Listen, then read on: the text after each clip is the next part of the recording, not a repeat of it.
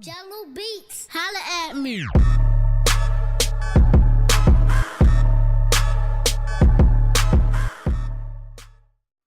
Yo, what's going on, guys? It's Sward, and in today's video, I'm going to be showing you guys a few new mechanics that were released with the September update you probably didn't know. Now, these mechanics are going to be specifically regarding Brawl Ball, and more specifically to the ball. So, one thing that I found when I started playing the September update was that the ball in Brawl Ball seemed a bit smaller to me.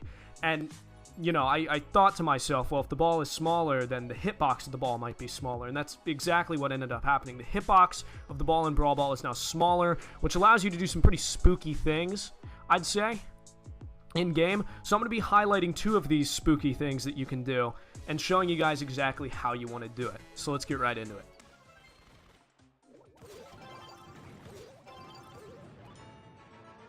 So, after seeing that first clip, you guys might be a little bit confused as to what's going on. Don't worry, I'm going to show you a slower recording of what just happened, and then explain exactly what I'm doing and why it's useful.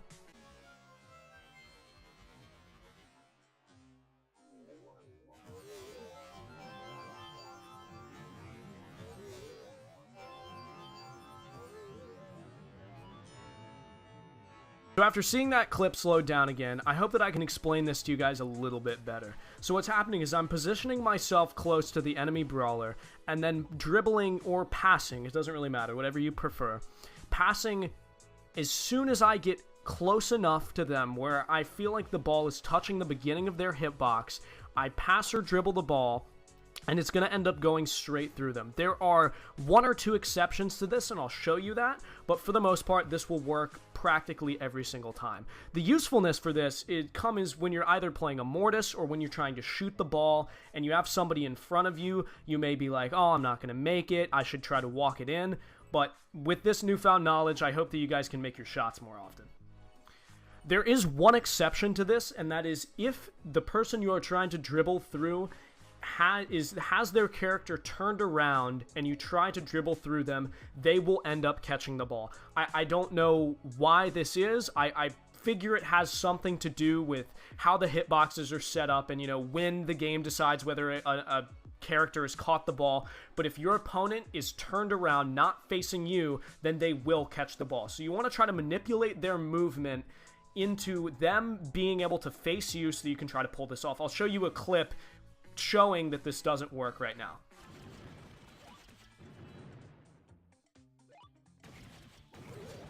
So as you can see from that clip, I try to dribble through Shelly Got It practically the same distance that I was in the first clip, but it just doesn't work. He ends up catching the ball. I lied in the earlier recording. There is one other exception to when this trick doesn't work, and that is if you are playing against a brawler with a bigger hitbox, that being Primo, Frank, Pam.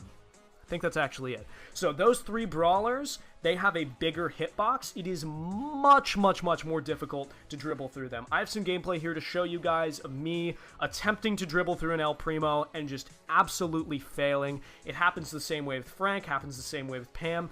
I think their hitboxes are bigger than the rest of the brawlers in the game, so it's just incredibly difficult to do. You're probably not going to want to try to do it.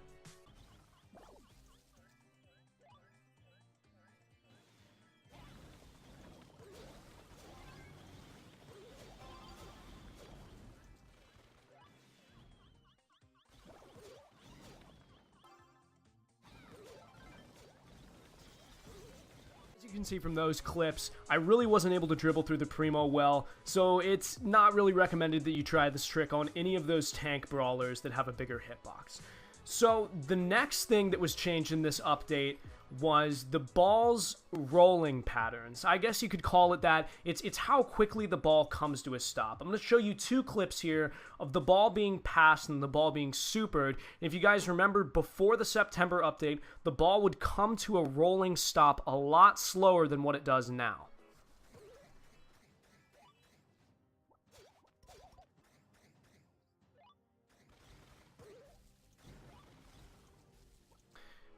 So probably the most noticeable thing there is how the ball kind of goes to a sudden stop when you're kicking it. When it would roll slowly and come to a stop, it kind of jolts to a stop after rolling for a little bit. Also, the super animation for when you super the ball, it has this, it sort of bounces around on the ground.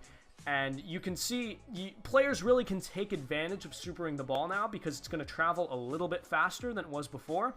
So what you want to do is maybe, take more risks with supering the ball. You can, squeeze it between players because, of course, now I've explained the hitbox is smaller. So you want to take more risks there in shooting and supering the ball.